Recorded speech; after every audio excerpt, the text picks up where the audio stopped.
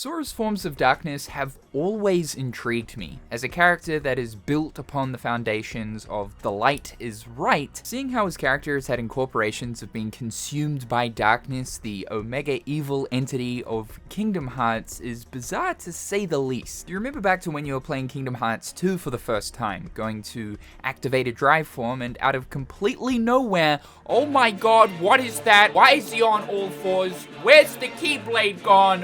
What is this? That would of course be Anti-Form, the hidden drive form of Kingdom Hearts 2. Drive forms were this really cool brand new mechanic for Kingdom Hearts 2 that elevated the combat system to the next level and have since become a staple point for the mainline games. But this system in Kingdom Hearts 2 comes with a hidden mechanic that is never directly explained to the player, a consequence of sorts for using the drive system too much. Every time the player would activate a drive form, aside from that of Final Form, there would be a hidden point system working behind the scenes, known as the anti-counter. All of these drive forms would add 1 point to this counter. When reaching 5 points, there now becomes a 10% chance for Sora to be consumed by the darkness and activate anti-form. When hitting 10 or more points, there is a constant 25% chance. Once anti-form has been activated, the counter resets. However, because Final Form is a form based on Sora embracing his light and unlocking his true potential, this will actually clear the anti-counter completely upon activation, meaning that Sora can never go into anti-form upon activating Final Form. Anti-form is super curious though, because from a story point of view, it's never really explained directly why Sora can activate such a state of darkness. No character ever acknowledges that this is something that Sora is able to do by chance. You would think that Donald and Goofy would be utterly shocked to see Sora running on all fours in a completely feral state. Essentially, in this mode, Sora is tapping into the powers of darkness, something that we don't see this character do all too often. This is definitely more of Riku's field of expertise, as throughout his character development, he's learned how to properly sustain the darkness and actually use it to his benefit with a great level of control behind its usage. Sora's usage of it here in Kingdom Hearts 2, though, isn't as controlled as Riku's. His physical appearance changes by becoming totally enveloped by this darkness. He moves on all fours and totally ditches the Keyblade to attack with his bare fists. He's unable to receive any healing while in this state and can't revert this drive form. He's either got to wait out the entire form duration or completely leave the room. However, he still maintains some level of control. It's not like he's totally autonomous, and there are a lot of cases here where anti-form is actually incredibly powerful. But still, it's not like this incredibly strong darkness of Sora is ever directly acknowledged. It's not like Riku taps him on the shoulder and says, hey, we should probably work on that anti-form of yours. There is definitely room for improvement. But there is in fact a canonical reason why Sora is able to do this. When Kingdom Hearts 2 first came out, one of the speculated reasons why Sora is able to activate anti-form was due to becoming a Heartless in Kingdom Hearts 1,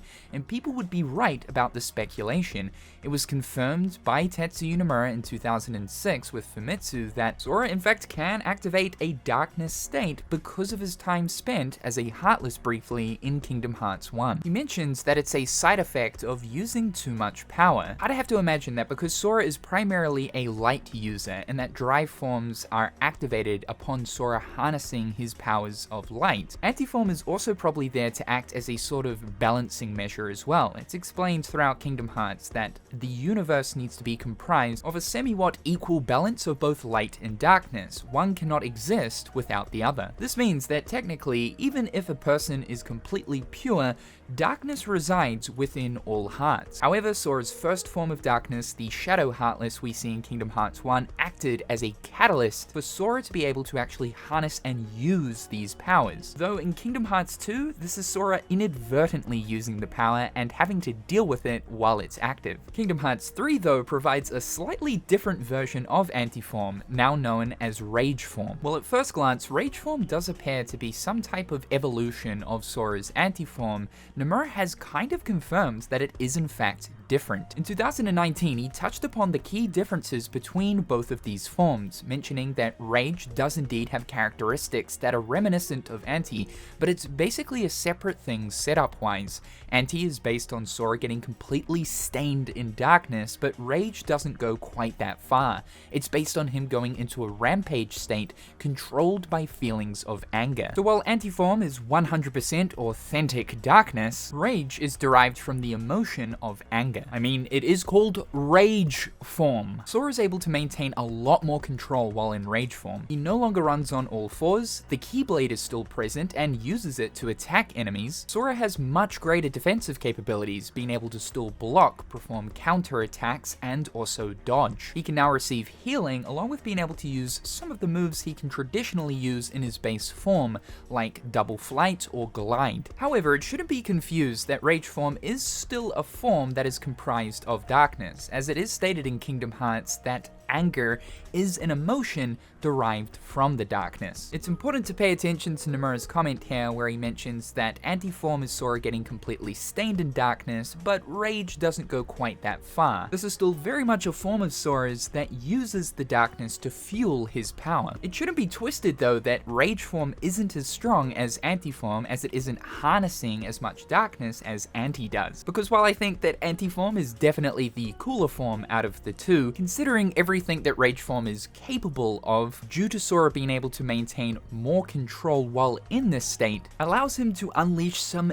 devastating strength while using this power of darkness. One of the most interesting abilities that Rage Form utilizes is Risk Charge. Nomura hasn't commented on what exactly is happening here, but we can speculate. Sora is basically bringing forth his heart and ripping what looks like a fragment of it out. Now, it doesn't look like he's totally sacrificing these fragments of his heart, but more so drawing them forth as a means to increase his strength, as each time you activate Risk Charge, all attacks in Rage Form become enhanced. You can see that the fragments that are drawn out continue to float around Sora, likely returning to him when he reverts back to his base form. We know though that by doing this, Sora is directly hurting himself, as each activation of Risk Charge damages Sora's HP. I kind of look at Risk Charge as Sora deciding to be further consumed by his feelings of anger and hatred, with each activation inching closer and closer to total consummation of darkness itself, but decides to himself that 3 of these is probably enough, and by this point I can perform a very deadly finisher. I'd say that any more risk charges beyond that of 3, we're probably looking at an anti-form situation. Rage Form does tell us though that Sora is getting a little bit smarter when it comes to these powers of darkness, as we've got complete choice as to whether or not we want to activate this form now or not. It's not inadvertent at all. And one of the things I was most excited to see in Kingdom Hearts 3 was how the game actually acknowledges this form of darkness. In the final Xehanort fight, Xehanort completely strips Sora of all of his light, resulting in Sora transforming into Rage Form from a canonical point of view. In order to revert back, we must damage Xehanort so that he drops orbs of light to essentially recollect that stolen light of Sora's, as the situation command for this is quite literally return to the light. However, in this moment we also see Xehanort pulling off a very similar thing too, stripping himself of light and becoming an almost anti-form version of himself during this phase of the fight. So this particular state of darkness that Sora possesses, whether it be anti or rage, isn't just exclusive to Sora. But I think what's really cool about this moment is it furthermore shows us that Sora has been able to control those feelings of darkness that reside within him. He's been completely stripped of the light here, but rather than going into an enveloped state like anti-form, he turns into Rage Form, further proving his control over the darkness at this point. There are also 2 other offshoots of Sora's darkness that exist as well, though only in the sleeping realm and in the form of nightmares. This is the Armored Ventus nightmare and the anti-black coat. Both of these things acted as the final gatekeepers for Riku before Sora would be consumed by darkness so that Xehanort could use him as one of his vessels. While they aren't direct forms of Sora's darkness, they do derive from Sora's nightmares. They are technically evil entities that exist because of Sora. So all of this leads us to Kingdom Hearts 4. It's going to be interesting to see if Tetsuya Nomura decides to carry on the tradition of Sora having a type of dark form that he can utilize. It's quite possible that the story of Kingdom Hearts 4 could play around with the idea of Sora using darkness a little bit more so, where this concept of Sora using a form of darkness to his benefit might be more tightly integrated